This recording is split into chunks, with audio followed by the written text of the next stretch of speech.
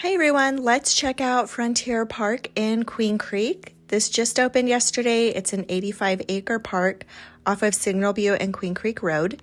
And this park opens at 5:30 in the morning, which is a little bit earlier than the other parks in town. And the reason why is there is a 24-court pickleball area.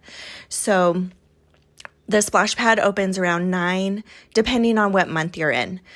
This park also has 6 baseball, softball fields, 2 sand volleyball courts, 2 basketball courts, an amazing playground, picnic ramadas, a 5-acre fishing lake, and the rec center isn't open yet, but when they open up, they're going to have indoor basketball, a lazy river, an aquatic center.